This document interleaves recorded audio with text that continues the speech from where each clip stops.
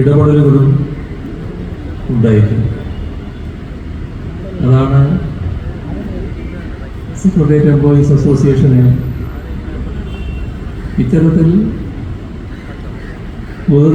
വേറിട്ട കരുത്തുറ്റ ഒരു സംഘടനയാക്കി നിലനിർത്തുന്നത്.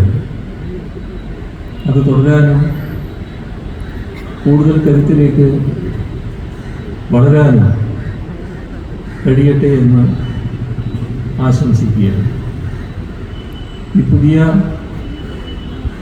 ഓഫീസ് കെട്ടിടം നിങ്ങളുടെ പ്രവർത്തനം കൂടുതൽ ചിട്ടയോടെ നടത്തിക്കൊണ്ടുപോകുന്നതിന് സഹായിക്കുമെന്ന് തന്നെയാണ് കരുതാവുന്നത്. ഇവിടെ ഭരണശിലാക്ഷേത്രത്തിൽ പ്രവർത്തിക്കുന്നവരെന്ന നിലക്ക് നമ്മുടെ നാടിൻ്റെ ഭരണസ്പന്ദനങ്ങളാകെ ഉൾക്കൊള്ളാൻ കഴിയുന്നവരാണ്. ഞാൻ ഈ യോഗത്തിൽ വരുന്നതിന് മുൻപ്